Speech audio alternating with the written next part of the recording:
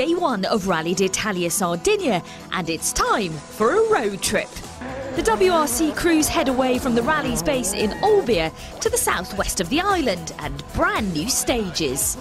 As expected, it's flat-out action from the start, with the tricky rock-strewn stages proving a challenge for many. Mikko Hirvonen and Jarmo Laitinen get off to a strong start, but for teammates Jari-Matti Latvala and Mika Anttila, a mistake on the opening stage would prove costly. The damage incurred from this off would force them to retire on stage 2. Jari-Matti explains what led to the accident.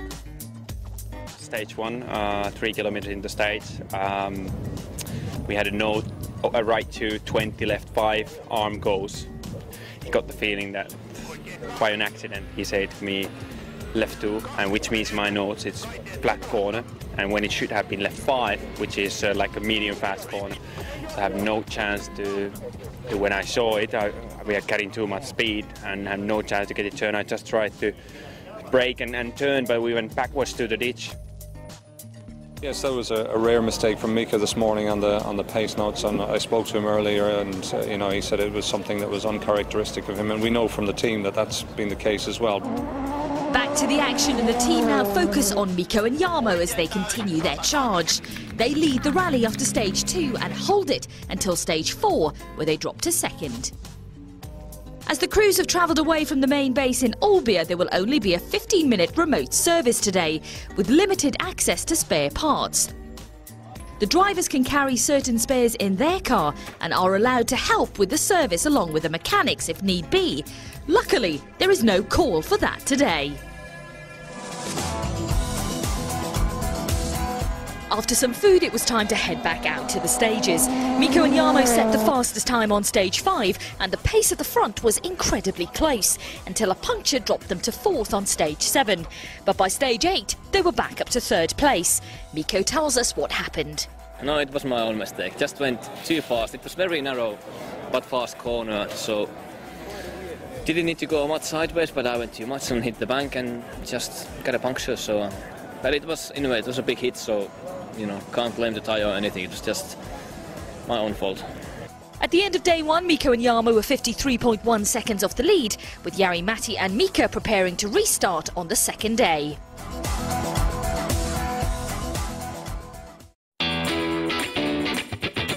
A new day ahead. Some use whatever it takes to wake themselves up. But Jari-Matti Latvala looks refreshed and ready for the 6 stages that make up the day. And they would be worth the wait after yesterday's retirement.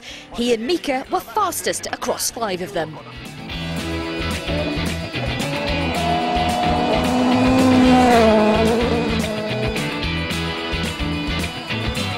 Mikko and Jarmo had a strong day, setting incredible pace. They ended the day in 2nd place, 23.8 seconds off the lead. Well, if I don't go flat out, I'm not going to score as many points.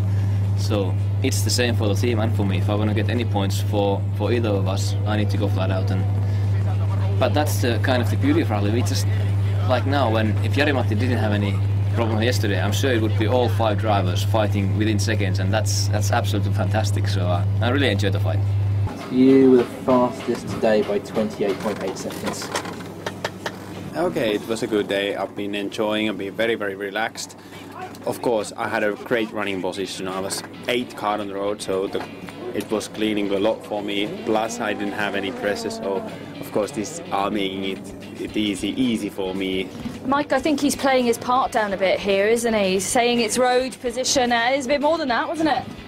Yeah, I think some of it's come from an excellent weather forecast, superb delivery of splits to the car, and a sort of a firm, strong management structure that has kept him on the straight and level after possibly not the best of days yesterday.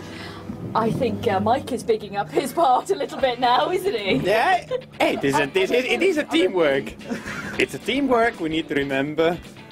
We are winning together and we are losing together as well. No, you're losing. I'm losing and we are winning together. Elsewhere in the service park on Saturday evening, the FIA WRC Academy drew to its conclusion, with Egon Kor celebrating his 2nd win in a row in a Ford Fiesta R2.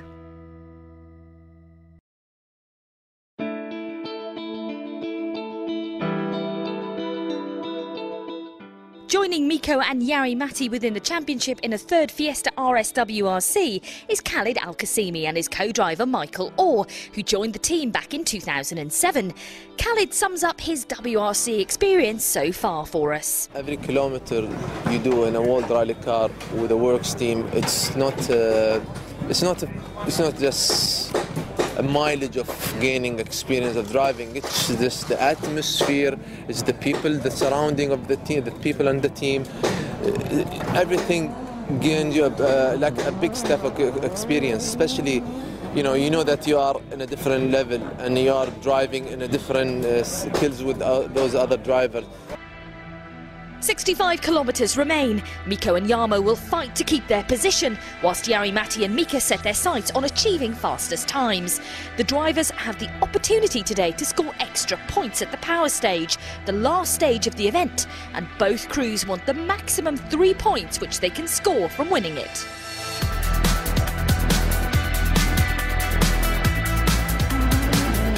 But before that, they tackle 3 stages, with Mikko and Jarmo holding off a charging Petter Solberg to maintain second position overall.